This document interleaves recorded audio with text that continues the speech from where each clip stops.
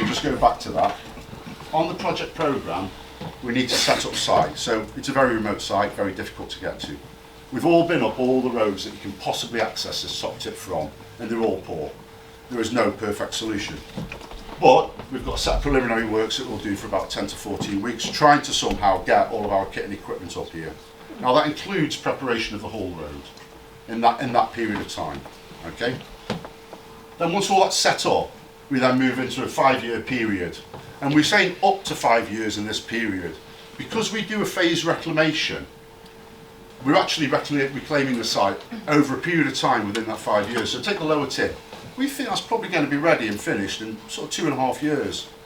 We think when we put the spoil, the clean, inert spoil, into the common land, we think that's probably going to be ready in about 2.5 years as well.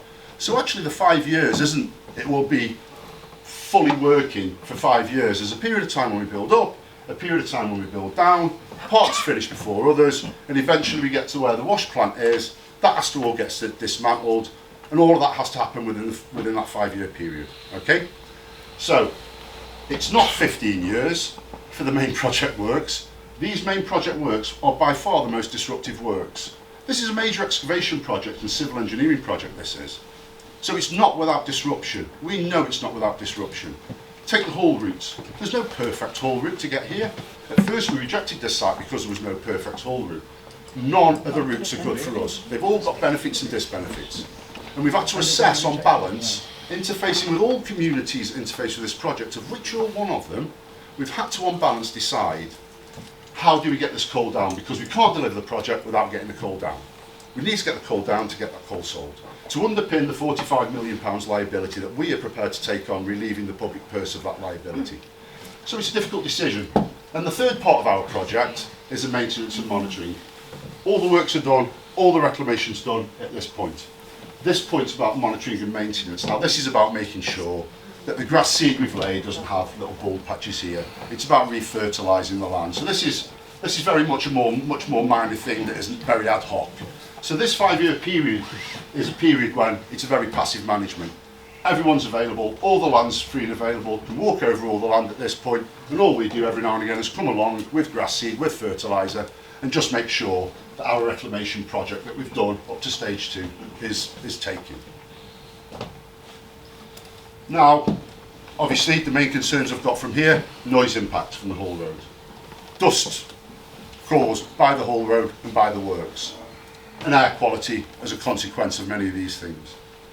So we hired a company called WSP, who are very experienced environmental advisors, used by projects all over the country, used by projects in England, used also by projects in Scotland. They're an international company. Now, there's a standard set of methods and methodologies that you can go through to assess what the impacts of noise, of air quality, and also what the fundamental environmental benefits are at the end. And these are standard industry methodologies. If you went to WSP or another environmental consultant or whoever you go to, they broadly use very similar methodologies for assessing these effects. Okay? We've published what that methodology is in our environmental statement. Feel free to have a look at it. What they're also obliged to do with a project of this nature is then identify what the impacts are. Now, first of all, they say, we think these will be the impacts, and then they test as to what the impact actually is. Okay? And then finally they say, is this impact significant or minor? And this is a standard methodology. If you were to hire your own independent consultants, they will understand fully what this methodology is. They will understand fully where we've got this information from. So we're not hiding any challenge on this. We've published all of the information online. How we did the method, what the results and impacts are estimated to be, and then what the actual impact is. So what we've looked at is, let's look at the works and the whole road. Yep. Now, the noise modelling that we do, this activity is a fairly regular activity. This sort of activity of hauling, excavating land and moving it around has been done for 200 years. The vehicles have changed over time, but we know broadly, quite accurately, what the impacts are going to be, even when we estimate. Okay? Similarly, how long have the lorries been coming down roads? These lorries have been monitored project after project. So actually the modelling and all the assumptions that are built into this modelling is very, very accurate. However, there are the odd occasion. I've worked on 30 major infrastructure projects.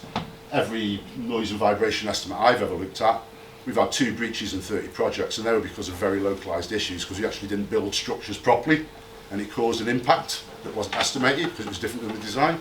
So there's all these little nuances that occur, but broadly, on noise, we think the operational activity that faces the Bedwas and Thomas community is going to be more impactful. To remove and excavate their tips, they will have 12 hours a day, excavators permanently moving, they'll have diggers, they'll have lorries, and they've got predominantly facing the wash plant. That's the impact on their community, that's the disturbance that they'll feel. Now, for the lower tip, the closest property that's got to sit for 2.5 years watching all this work being carried out on the hillside is only 150 metres away. So actually what we've assessed is the highest impact of all of this activity that we're proposing is those excavation works. Okay? The second highest impact is the haul route. Okay? And the haul route is quite a bit lower impact than the actual works themselves when it comes to noise. Yeah? We reckon the works are going to have about a 5 to 10 decibel change in the ambient noise level, because we don't live in a perfectly quiet society.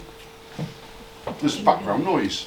And believe it or not, sat here, there's background noise. Me talking, I could be talking at 40, 50 decibels now. It's probably a little bit higher than that. It's probably a little bit higher than that, exactly.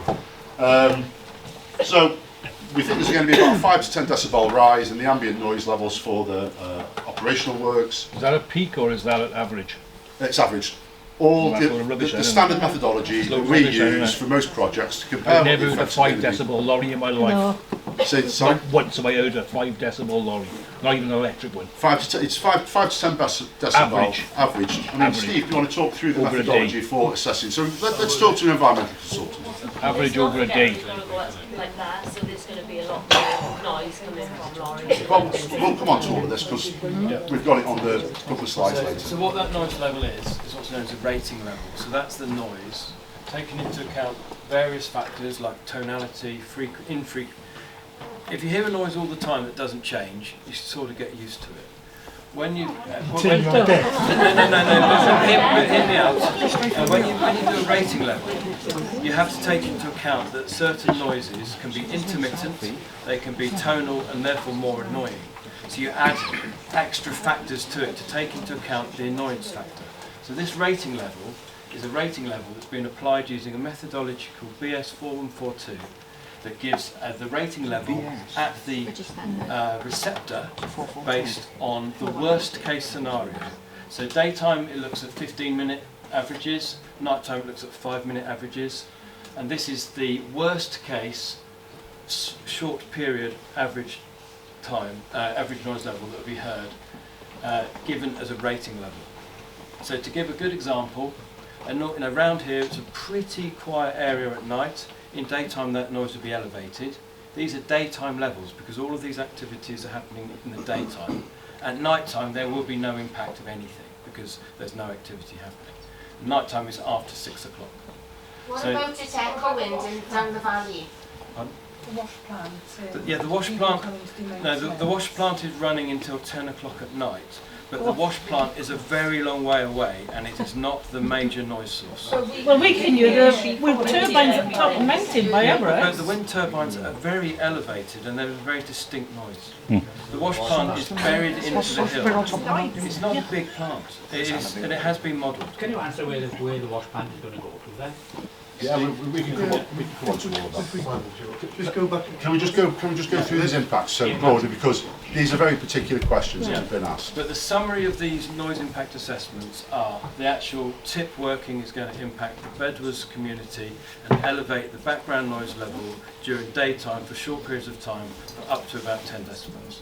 And that is below the level that is deemed to be significantly adverse. There's quite a few people in this village who work for a company on the Malmont Point who work shift work. Are we going to put up with that all day? On this side of the hill, the actual noise impacts of the transportation are on that right-hand side column. Put it into context, and it's important